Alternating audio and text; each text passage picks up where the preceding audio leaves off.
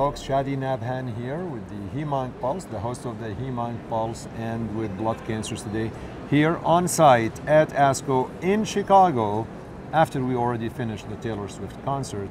And I'm really honored and pleased to have Dr. Loretta Nastoupil with me from MD Anderson on today's mini podcast.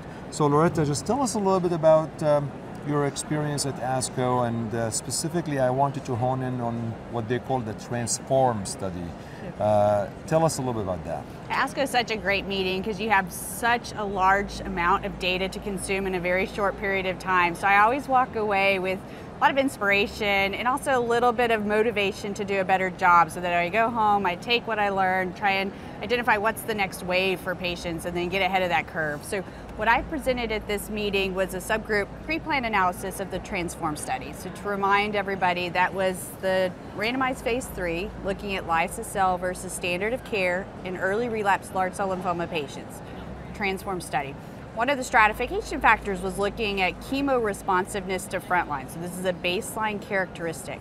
Looking at those patients that were essentially primary refractory, so progressing or failing to respond to frontline anthracycline-based chemotherapy within 3 months, versus those patients that relapse between 3 and 12 months. Because you might imagine that a little later relapse, despite still being within the early relapse population, is going to confer a better prognosis than those patients that are truly refractory.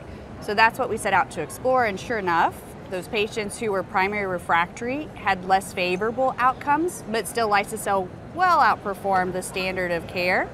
And actually what's really intriguing is for those little bit later relapses, the outcomes with lisocabtagene were really quite phenomenal. About 80%, the median follow-up about 18 months, still haven't relapsed. So that to me is really encouraging. That yes, there is a role for CAR T in early relapse patients. It works really well for those that are primary refractory, works even better for those that are not quite as refractory. And so again, it's just an interesting exploration of a large randomized phase 3. And just for viewers and listeners, the cutoff of primary refractory versus relapse, that's a great question, because we've all struggled. That's always been a clinical definition. Seems like it's arbitrary, but I don't know. Absolutely arbitrary, but 3 months was the cutoff for this subgroup analysis. I mean, that's probably truly, that's taking it to the next level. So as you look at this data and what you presented, how are you looking at, that question is going to come, like CAR T, transplant? Right, absolutely. So clearly I'm biased. I am a big proponent of CAR T, and I think for all early relapse patients, you should consider CAR T. And so then the next natural question is, well, which CAR T? You've got two. Right. You've got axi-cel, you've got lisocabtagene. We saw an overall survival advantage with axi-cel at this meeting.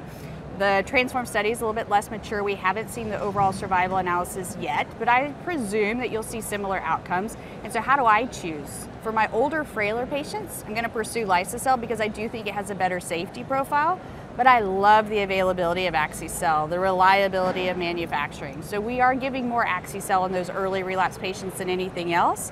I think there's probably still a role for a high-dose therapy, but it's going to be for those late relapse, chemo-sensitive patients, and that's just becoming a much, much smaller population. And then, I mean, again, in folks who fail, whether it's axi or lisocabtagene, you're still able to do transplant. I guess the question is, do we know, I presume we still can, but do we know data on this, or are you looking into it? Yeah, we haven't seen as much data in that regard. The problem is the patients who've got, could be. The people who get CAR T were selected out for those that were already sort of chemo refractory. So either in early relapse or in the third line setting, it already progressed after 2 lines of systemic therapy. So finding those patients that are going to be chemo sensitive is going to be hard, though it could be done, particularly as you move CAR into earlier lines of therapy. We do have ZUMA 23, which is a randomized study in frontline looking at axi-cel versus continuing anthracycline-based chemotherapy for high-risk patients. That's going to be the population that's going to be really interesting, because they've technically only had 2 cycles of chemo if they get randomized to the CAR T arm.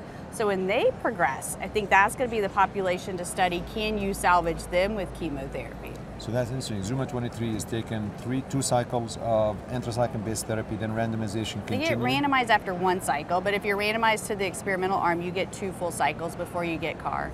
Okay. Well, congratulations. Thank you for spending a few minutes with us. Congratulations on all of the work you're doing and on the Transform sub-analysis. Thank you. Thank you. Such a pleasure to chat with you.